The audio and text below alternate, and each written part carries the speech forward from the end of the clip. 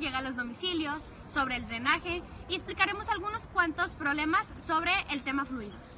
Para ello nos encontramos aquí en el tinaco principal de la colonia Vista Allende, que abastece de agua a todos los residentes de la zona. Comenzaré explicando las redes de distribución de agua en domicilios. Se hizo una investigación en el municipio de Allende, Nuevo León, sobre agua potable de cómo llega a los habitantes. Lamentablemente no pudimos contactar a los trabajadores de agua y drenaje para que nos pudieran contestar ciertas preguntas que teníamos sobre ello. Por suerte pudimos recabar cierta información en la que nos dijeron que el 99% de los habitantes de Allende, Nuevo León recibe aproximadamente la cantidad de 250 litros de agua por día cada habitante, el cual se les suministra por medio de redes de distribución. El sistema de agua potable del municipio de Allende, Nuevo León, cuenta con una planta potabilizadora que en ella se produce el 70% del agua que consumimos, el otro 30% de los pozos que se encuentran a lo largo del municipio. Para esto, el agua del río Ramos se extrae a la altura del Colmillo y gracias a la gravedad recorre 12 kilómetros cuesta abajo. Los pozos que abastecen el otro 30% del agua están conectados directamente a las redes de distribución. Dichas redes cuentan con un sistema de desinfección cuya función es brindar agua de calidad. Los sistemas de drenaje en las casas tienen descargas de 4 diámetros de pulgadas, de ahí pasan a tuberías con 8 diámetros de pulgadas, después llegan a tuberías con diámetros de 10, 12, 14 y 6 pulgadas de diámetro, que se les llama conectores, y llegan a la planta de tratamiento donde llegan a un tanque con lodo activado. Es un lodo que contiene bacterias que consume toda la materia orgánica que se encuentra en las aguas residuales.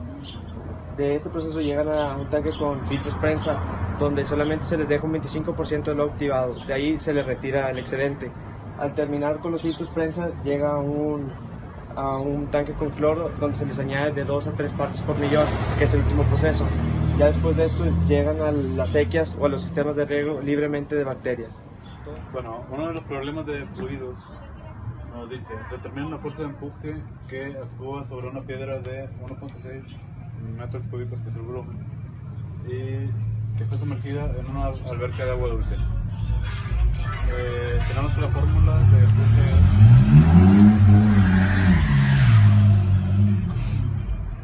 densidad por gravedad por volumen, y tenemos que la densidad del agua dulce es 1000 kilogramos por metro cúbico, que se multiplica por la gravedad de 9.8 metros por segundo cuadrado por el volumen que el objeto, que es la piedra, que es 1.6 metros cúbicos, multiplicado todo en la calculadora nos da 15.680 newtons.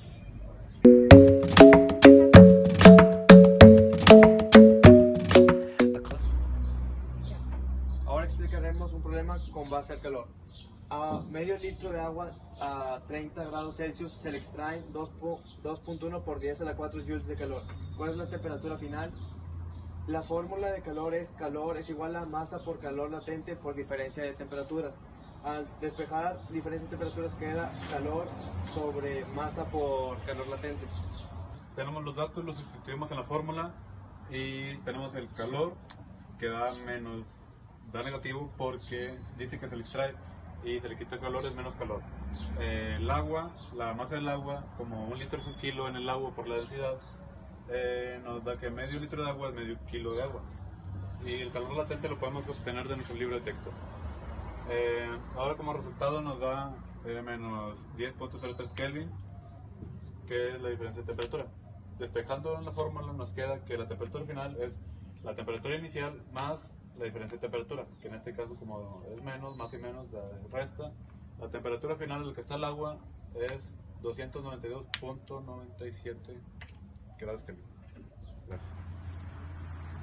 Muy bien, nos encontramos con el técnico Roel Rojas, que nos dará una demostración y explicación acerca de cómo funcionan los microondas. Bueno, básicamente, ¿cuál es la parte principal del microondas? Bueno, una de las principales viene siendo que es el magnetrón, que es la que produce lo que es la microonda para hacer que caliente los alimentos. Y esta pieza funciona con alto voltaje aplicado en esta parte de aquí. Funciona con alrededor de 2000 voltios de voltaje de corriente directa. Se procesan por medio de una parte interna donde lleva unos núcleos, lleva unos imanes y se produce lo que es la microonda, que es lo que produce el calor. Bueno, un artefacto así, ¿cuántos watts más o menos produciría de potencia? Bueno, depende mucho, el consumo depende mucho del transformador, ¿verdad? Este es un transformador de alto voltaje, ¿verdad? Que se alimenta con voltaje de corriente alterna de 110, que viene siendo de la línea. Se eleva el voltaje por medio de las bobinas que lleva ahí y luego es alimentada por medio del filtro del diodo y se alimenta a esta parte. El wattaje depende mucho de la capacidad del transformador, ¿verdad? Hay microondas que consumen 900 watts, otros 1200, otros 1500, ¿verdad? Dependiendo del tamaño también del microondas. ¿Y todos los microondas poseen el mismo voltaje o pues va variando? Todos se alimentan con el mismo voltaje, ¿verdad? Que es el voltaje de la línea, que viene siendo 110 o 120 voltios alternos, y de ahí lo que va a mandar o lo que va a hacer que sea de más capacidad va a ser el transformador de potencia, que viene siendo esta parte. ¿Y esta pieza que vemos por aquí es muy importante también para el micro? Sí, es importante porque esta pieza es la que almacena el voltaje de lo que es de la corriente. Esta pieza almacena alrededor de 2100 voltios, ¿verdad? Y en compañía con el diodo de alto voltaje hacen la función de convertir la corriente para alimentar el magnetrón. Okay. Y entonces, mientras más watts de potencia tenga, más rápido calienta la comida, ¿o cómo afecta eso? No, eso no tiene nada que ver absolutamente, eso simplemente está de acuerdo a la capacidad del transformador, la capacidad del filtro y el tamaño del magnetrón, porque hay magnetrones de estos que son más grandes, que entre más grandes sean, más calor producen o calientan los alimentos más rápido. Bueno, y todo eso en conjunto, ¿cómo es que logran calentar la comida? Pues de acuerdo con el voltaje que se está alimentando lo que es el transformador. Por ejemplo, como te menciono, este transformador está alimentado con 110 voltios. Si alguna de estas piezas falta, no se va a completar el proceso y no va a calentar como es debido. Por eso es importante que todas estas 4 piezas estén en conjunto en buen estado para que funcione correctamente. Muy bien. Bueno, yo creo que eso sería todo. Muchas gracias. Acabamos de terminar la entrevista con el señor Roel Rojas, el técnico. Le agradecemos mucho su presencia y muchas gracias. Gracias.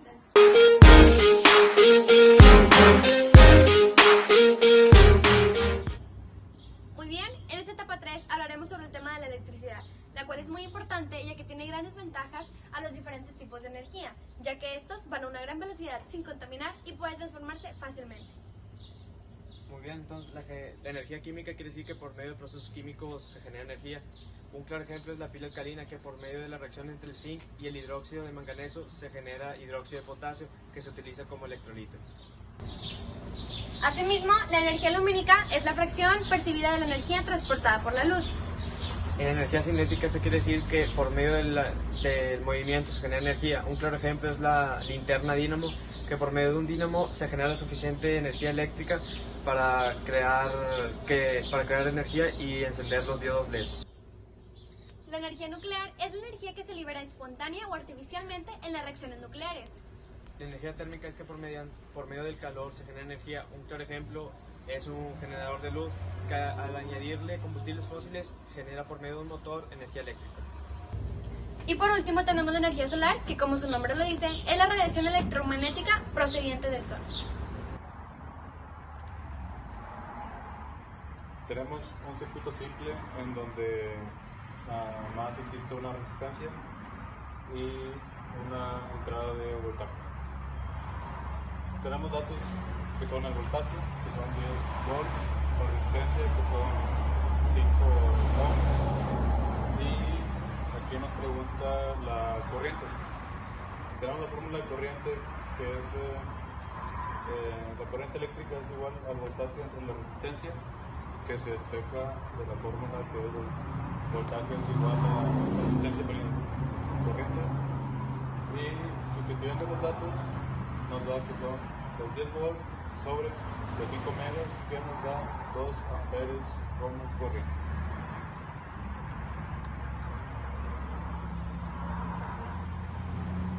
Para complementar el tema de electricidad, hemos decidido realizar un experimento que es un motor simple. Los materiales necesarios para este experimento son un imán, cinta, 2 pilas de 1.5 volts, 2 clips y un alambre de cobre. Y enseguida la demostración. El motor solo se parará cuando la pila se agote, ya que al estar lijado, solo un lado de uno de los extremos del cable, nunca se conseguiría el equilibrio estático del conjunto. Dicho campo magnético se enfrenta al propio del imán, por lo que se origina el giro de la bobina.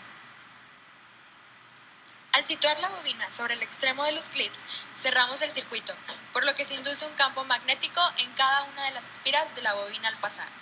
Por estas, la corriente eléctrica generada por la pila. Si ambos estuviesen lijados, se produciría un equilibrio entre los campos magnéticos, no generando el movimiento. En esta etapa 4 hablaremos sobre el nivel de intensidad, parámetro que mide la forma en que es percibido el volumen. La percepción de nivel de intensidad es una sensación proporcional al logaritmo de esa potencia, debido a que las personas lo perciben de esta manera. Entonces, es por esto que tenemos nivel de intensidad es igual a 10 logaritmo del cociente de intensidad sobre intensidad inicial. Esto se mide en decibeles, originalmente velio, pero por ser una cantidad muy grande se usa el submúltiplo. Entonces tenemos que intensidad inicial es igual a 1 por 10 a la menos 12 watts sobre metros cuadrados. Cabe recalcar que estas unidades es para ambas intensidades. Referirnos a 1 por 10 a la menos 12 depende de la sensibilidad de cada persona. Un dato que tal vez no muchos sabemos, pero es importante saber, es que en México existe una ley que prohíbe traer el sonido de nuestro vehículo aproximadamente mayor a 65 decibeles de día y 62 decibeles de noche. Este es un dato muy interesante que debemos de saber, principalmente los jóvenes, ya que en la ciudad donde vivimos es una actividad que se realiza frecuentemente. El umbral audible es cuando las ondas emitidas son percibidas por el oído humano, cuando muy apenas se consideran. Cuando son mayores a 20.000 Hz se consideran ondas ultrasónicas y no son percibidas por el oído humano. Y cuando son menores a 16 Hz tampoco son percibidas por el oído humano y se consideran infrasónicas. El umbral de dolor es cuando la onda emitida genera malestar en el oído humano, provocando como consecuencia sordera. En la sección de problemas presentaremos los dos tipos más comunes de ejercicios que se pueden plantear en nivel de intensidad. El primero, el más fácil, es si un sonido tiene una intensidad de 19 por 10 a la menos 4 watts sobre metros cuadrados, ¿cuál es el nivel de intensidad en decibeles? Simplemente se sustituye en la ecuación, es la intensidad que tenemos sobre la intensidad inicial, como bien sabemos, es 1 por 10 a la menos 12. Simplemente resolvemos la división y aplicamos 10 logaritmo de la respuesta y nos da en la calculadora. Hay que recordar que la respuesta es en decibeles. Y bueno, pues tenemos otro tipo de problemas que podrían verse un poco complicados, pero no es así. Nos plantea, el ruido de un martillo tiene un nivel de intensidad de 95 decibeles. ¿Cuál es la intensidad del martillo en watts sobre metros cuadrados? Primero, nivel de intensidad los tuvimos en la fórmula general. Ya tenemos 10 logaritmos de intensidad inicial, que es 1 por 10 a la menos 12. Y tenemos lo que es la intensidad del martillo. Despejamos el 10 de la ecuación, lo pasamos dividiendo, nos quedaría 9.5 es igual al logaritmo de intensidad en el martillo entre la intensidad inicial.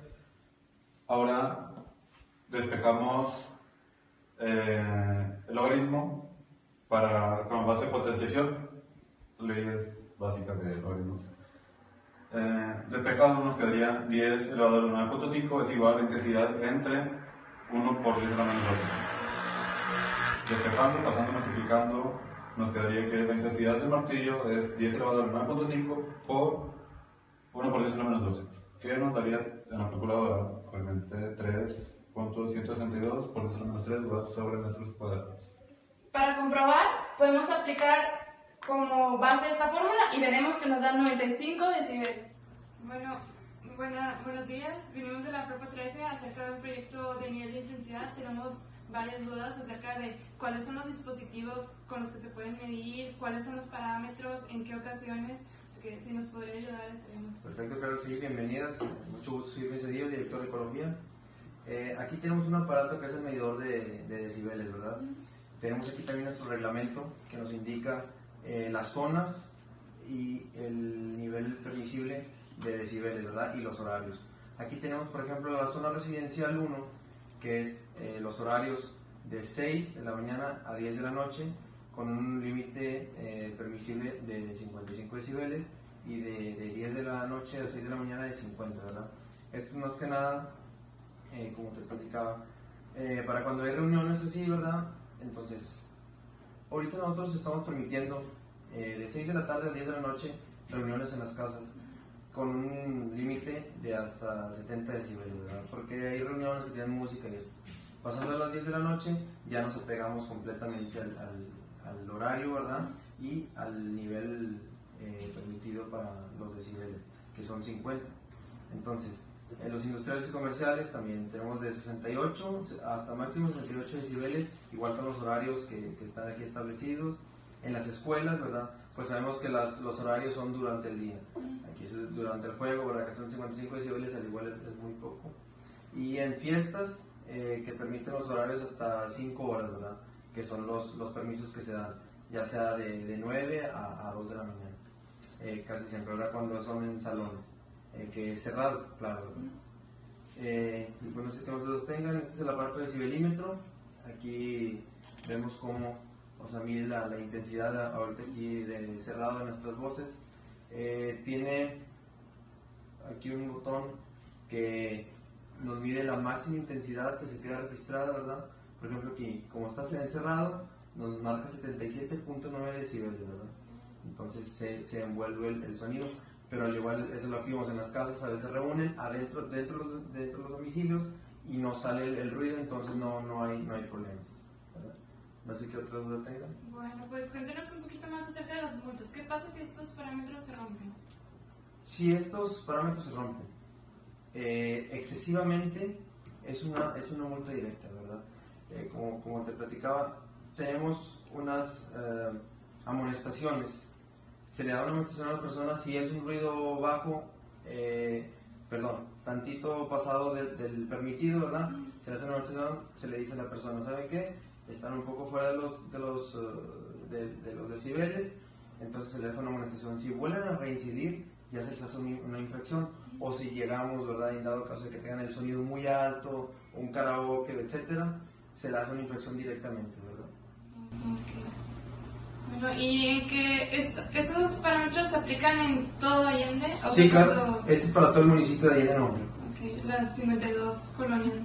Sí, es correcto. Y ustedes acuden al lugar para medir los decibeles, pero cuando alguien les avisa o están... No sé. Claro, mira, hay rondines de policías, ¿verdad? Por todos lados, pero casi siempre es cuando hay un aviso, ¿verdad? De unos vecinos, oye, ¿sabes qué? Mi vecino tiene la música muy alta, vamos acompañados, va el inspector de ecología, acompañado de una patrulla, al lugar, ¿verdad? Se toman los datos primero, y luego ya se habla con los dueños, ¿verdad?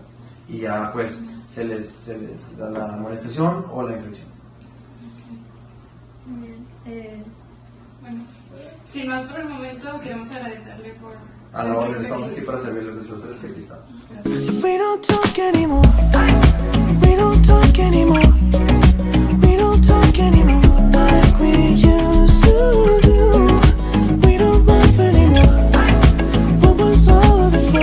Oh, we don't talk anymore like we used to. Let me love you. En la etapa 1 aprendimos que la gravedad influye tanto en una manzana como en un litro de agua y la fluidez de un líquido aumentará a mayor altura que se encuentre de su posición inicial. En la etapa 2 aprendimos que el calor tiene diferentes utilidades, que son desde alimentarnos hasta generar energía. En la etapa 3 vimos diferentes formas de cómo generar energía, las cuales están muy relacionadas con la etapa 1 y 2, que son el tema de los fluidos y el tema del calor. La forma en que se relacionan estos dos temas con la generación de electricidad son de la energía maremotriz, que usan los fluidos para generar energía mediante movimiento del agua, y la energía termoeléctrica, que usan el calor para los motores y generar electricidad a través de esto. Gracias a las ondas sonoras podemos percibir sonidos, así como diferenciar entre un ruido molesto y una bonita melodía. En pocas palabras, la física nos rodea. Sugar.